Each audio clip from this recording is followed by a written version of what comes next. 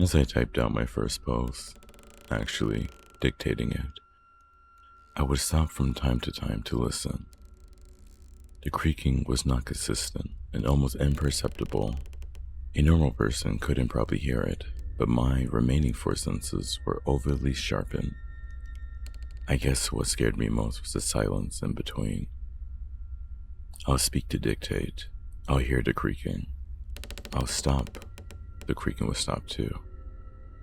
It was almost as if it was mocking me. I didn't want to think of that thing I bumped into. It felt like bumping into a cold wreck or something, but I didn't stop to feel around. I have a consistent urge to flee any dangerous situation I'm in because I know I can't fight it. Even if I were fast, even if I were strong, I can't fight something I don't fully understand. They could be standing right in front of me, and if they were still enough, I wouldn't know. As I finished writing, I reached for my phone. I figured I would call my sister. I was starting to feel the warmth of the morning light on my shoulders through the window and hear some of the birds. Judging on how stiff I felt, I must have been up all night. The creaking had stopped. Had it made its way up to my door? Was it standing on the other side? Hey Siri, call Daphne. My voice sounded so hoarse. Usually I talk to myself a lot. I sing, whatever. I play music when I felt like it. This time, I've been so quiet, so afraid to make a sound, so afraid to even breathe. The phone was ringing. Hi there, you good? It's kind of early, isn't it? What time is it? It's 6 a.m. Damn, I'm sorry. Everything alright? I stopped. Slowly, I crept up to the door and placed my ear on the oak wood to listen. I could feel someone's presence outside, just waiting. I think someone broke into my house, and they're being very discreet about it. I started noticing things, unusual stuff. I tripped when I shouldn't, and last night I bumped into something like a coat rack. What? Are you sure? Yes, and the staircase kept creaking. Right now, I've locked myself into the bedroom, but I think it's waiting on the other side of the door. Fuck, that's so creepy.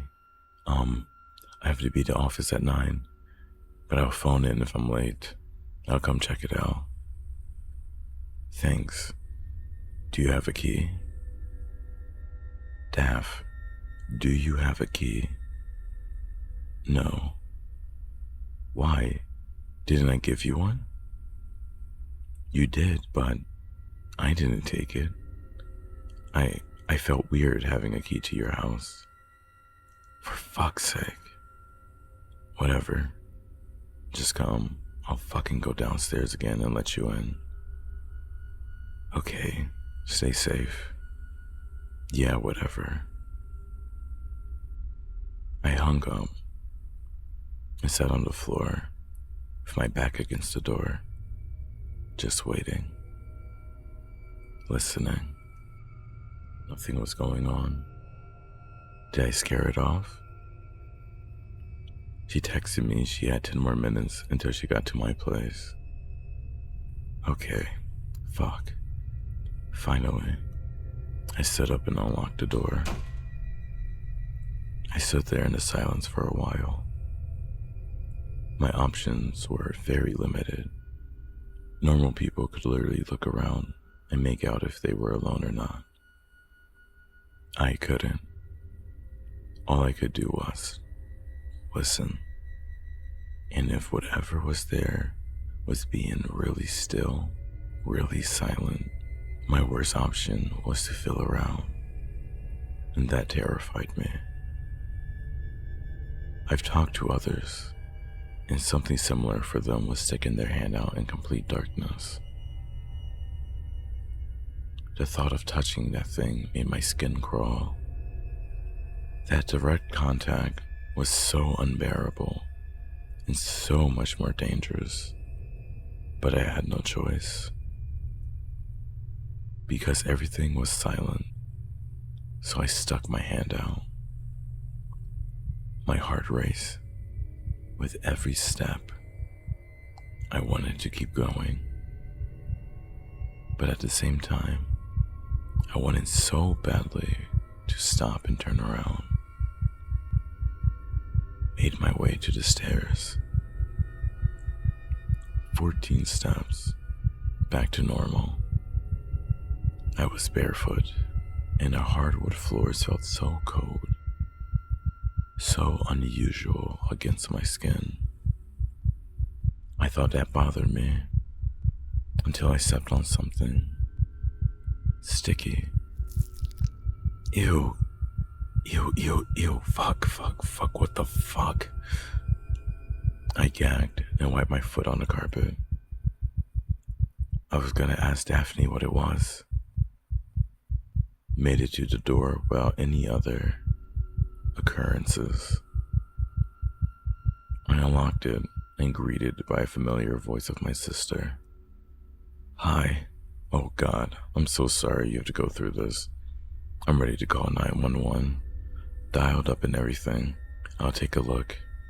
I wanted Ryan to come too, but you know how he is with him and work. I felt her warm hand around mine and her sweet perfume. Thank you. It's such a comfort to have you here.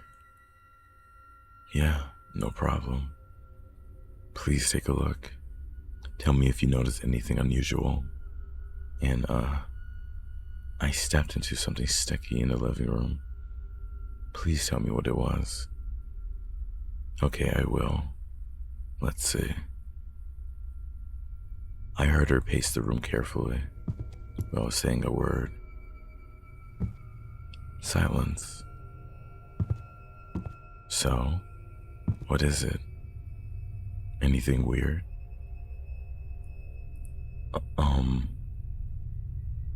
Silence. Why wasn't she speaking? It's nothing alarming. It's just odd. What did I step on? First of all, this is jam. Jam? Yeah, jam. Are you sure? Yep. There's a jar on your counter. Open. Maybe you forgot about it. No. I didn't fucking eat jam. What? Well, it's nothing. But things are a bit out of order. How? You're usually pretty neat, right? And right now, it's just a bit of a mess. But weird. You've got a pan on the floor, and this painting propped up on your dinner table taken from the wall. A pile of clothes spread around, almost in a pattern. What the fuck? Go upstairs and check too. I could tell she didn't want to, based on her hesitation. Eventually, I heard her climb the stairs and walked around a bit. So, anything? Please speak. There's nothing weird upstairs, and no one either, anywhere. It's pretty neat. That bothered me for some reason. How neat? Well, the usual. Bed made, things in order. My bed is made. Yeah, I didn't make it. I was literally sleeping in it. Then I woke up to get a glass of water. Then the weird shit happened, and I locked myself in the bedroom. I didn't stop to make my fucking bed. I mean, it's not perfectly made. Almost like a child tried to. You said no one was there. No one. Called the police. I heard her getting downstairs. Look, I can't. Why not? Someone was definitely fucking around in my house. And tell them what? That someone made your bed? Place your pan on the floor? There's no sign of forced entry, and you didn't get hurt. I bumped into something. In the middle of the night? In the dark? How unusual. Okay, well, something was definitely there.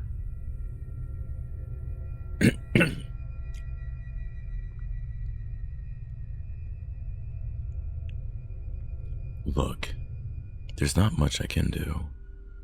I've checked everything. You're pretty safe. You have no attic, no basement, no back door, windows locked, door locked. You're good. I'll help you clean up and I'll get going. If there's anything weird, call me. Okay. I had to ask her, even though she was going to think I'm crazy. How many steps does my staircase have? What? Count them for me, please. 14, as usual. Okay. I definitely felt I had flipped the switch with that question, because after that question, the way she talked to me changed. She was overly patient, overly calm, kept telling me to put on some music, de-stress, take a bath, listen to one of my audiobooks, and don't panic. I felt an ounce of heartbreak to think my sister didn't believe me, but I moved on. After that, a few days passed when I kept staying alert, but nothing happened. No weird stuff. Everything had gone back to normal. Christmas came and I hosted. Had friends and family over. I forgot about how lonely and desolate I felt in that house. Maybe I've just had an episode of, wandering. Maybe my mind had just been somewhere else. When you live with a disability, sometimes it's hard to stay on track. So what if my mental health had taken a hit? I was aware of it, and I decided to go see a therapist. Months passed, and nothing happened. I was happy. My new books have been published, and I haven't felt scared or watched in ages. Things were good. One night, I was on the couch, drinking some wine and watching The Bachelor. Well, not exactly watching, but listening. You know what I mean. It's still entertaining. The AC was on and blasting waves of warmth around the house, and I was starting to feel sleepy. I reached out my legs out of the blanket and touched the floor. The cold floor. I reached my hand out and felt the couch. Cold too. This coldness was everywhere. How could it be? I had the AC on for the whole evening. Why was it so cold? I reached for the remote and turned up the AC. It wasn't working. Stupid fucking air conditioner. I'm gonna turn it off and on. Modern problems require modern solutions. I told you I talk to myself a lot. So I pressed the big button. The AC beeped. The beep was wrong. It should have been much lower. It's higher when it turns on. Was it off the whole time? Couldn't be. I had literally felt its warm breeze on the back of my neck. I stood there in silence, trying to process. It was as if I was just stalling, delaying the moment of realization. I didn't want to admit someone or something had been breathing on my neck. It was probably still there, but the breeze had stopped. I turned the TV off. I needed absolute silence to focus. I stood there for what felt like hours, listening. The floors didn't creak, but I could almost make out the carpet being pressed. Steps. Normal people wouldn't have noticed, but I did. The steps were irregular. The pattern was weird. The pacing uncoordinated. I heard when it left the carpet. Then a thump indicated it was right next to me. The couch shifted. I was over it. People hallucinate. I stuck my hand to the side, ready to feel what the fuck was there. I didn't get a chance. Suddenly, the couch shifted back, and I heard a whoosh. The thing had seen me try to reach for it and move. It didn't want me to touch it. Then, I heard a click. My TV turned back on. Whatever it was telling me to ignore it. But why? I was not going to sit around and watch TV with that thing next to me. I was going upstairs.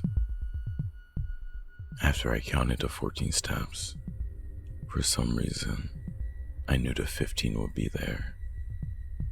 Went back down, 17. Went back up, 19. Down again. I was at 20 extra steps and counting when I realized it was not going to end. The stairs were creaking again. Turned around, went back up, into the bedroom, door locked. The TV was still running downstairs. After a while, I heard it turned off. Others would have been terrified. I was relieved. That meant that thing was downstairs and not here with me.